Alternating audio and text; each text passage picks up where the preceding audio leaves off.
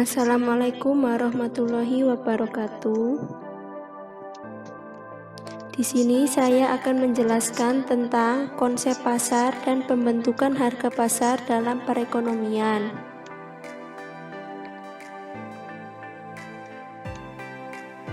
Perkenalkan, nama saya Masalah Munaya, NIM A210180131 dari kelas G.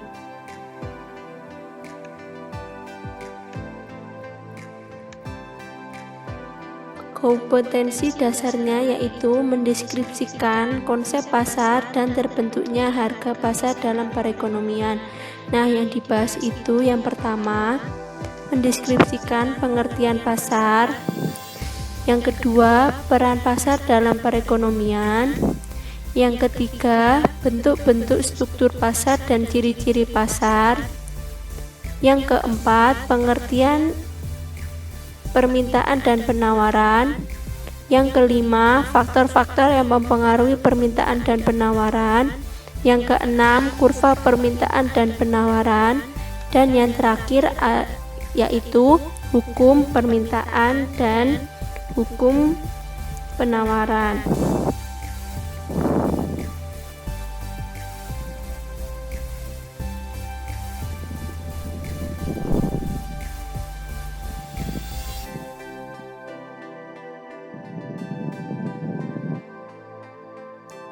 Pasar dalam perekonomian.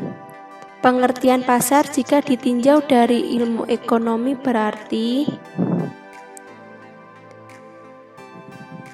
tempat bertemunya penjual dan pembeli yang mentransaksikan barang dan jasa.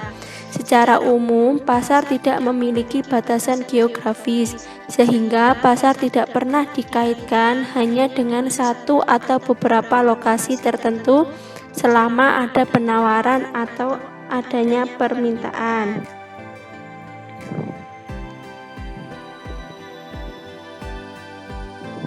Selanjutnya, peran pasar dalam perekonomian.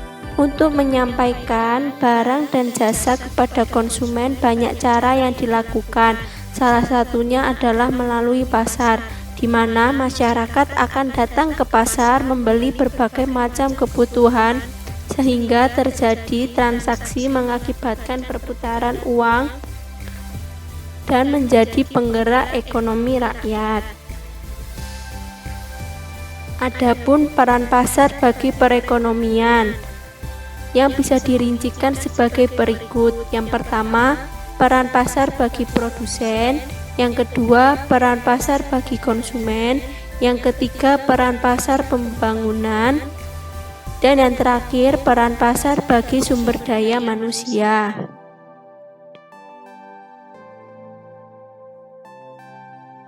Ciri-ciri pasar. Nah, yang pertama, ketersediaan sejumlah barang dan jasa yang diperjualbelikan. Yang kedua, terjadinya transaksi jual beli antara penjual dan pembeli. Yang ketiga, adanya sebuah proses permintaan hingga tawar-menawar harga. Dan yang terakhir, adanya kesepakatan terkait dengan harga jual. Selanjutnya, membahas tentang permintaan dan penawaran.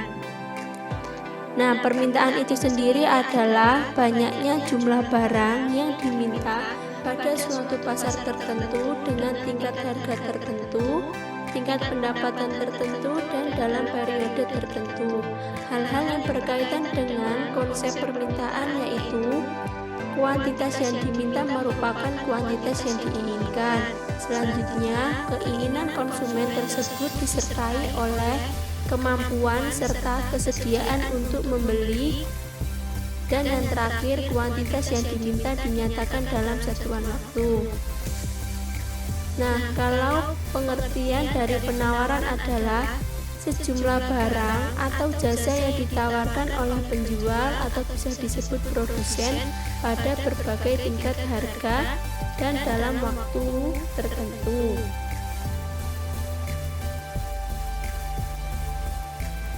Nah, faktor-faktor yang mempengaruhi permintaan dan penawaran. Yang pertama itu yang mempengaruhi permintaan. Nah, adanya harga barang itu sendiri. Selanjutnya, perubahan harga barang yang berkaitan. Yang selanjutnya, pendapatan masyarakat, populasi penduduk, selera konsumen, adanya barang pengganti atau disebut barang substitusi. Selanjutnya, tingkat kebutuhan terhadap suatu macam barang. Dan yang terakhir itu ada mode atau juga disebut tren.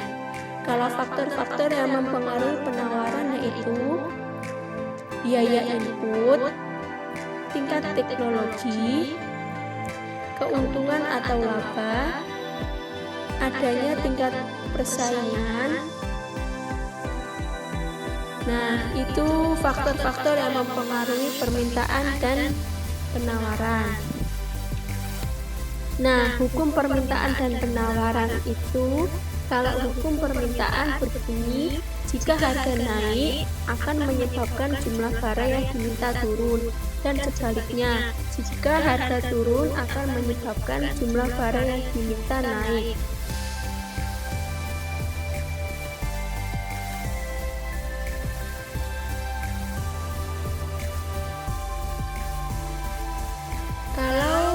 Hukum penawaran itu berbunyi, jika harga naik, jumlah barang yang ditawarkan juga naik.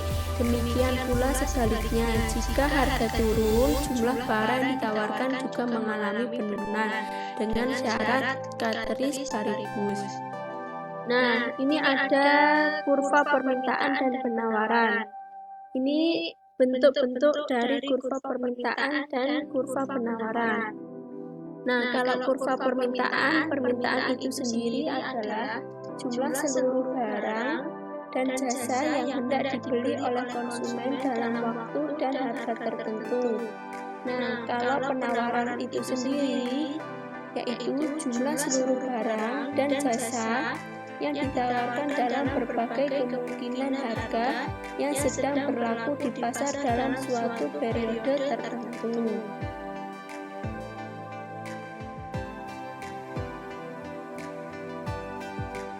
Faktor-faktor yang mempengaruhi elastisitas permintaan dan penawaran.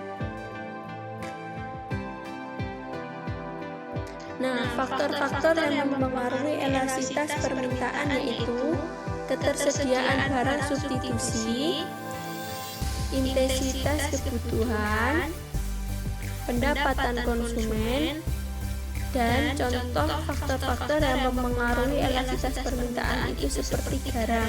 Garam adalah salah satu contoh barang yang tidak memiliki barang substitusi, atau garam itu tidak ada barang penggantinya, sehingga permintaan garam bersifat kurang elastis. Nah, yang selanjutnya, faktor-faktor yang mempengaruhi elastisitas penawaran, yaitu ada waktu yang dibutuhkan untuk berproduksi, daya tahan produk, kapasitas produksi. Nah, contoh faktor-faktor yang mempengaruhi elastisitas penawaran itu seperti sayur dan buah-buahan. Nah, sayur dan buah-buahan merupakan barang yang tidak tahan lama, sehingga penawarannya cenderung tidak elastis.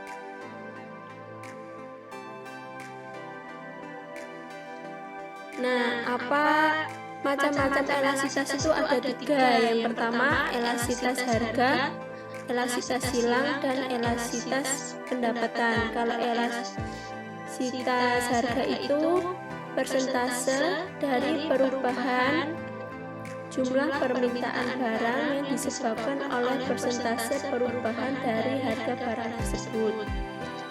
Lalu, elastisitas silang adalah persentase dari perubahan jumlah permintaan barang yang disebabkan oleh persentase perubahan dari harga barang lain.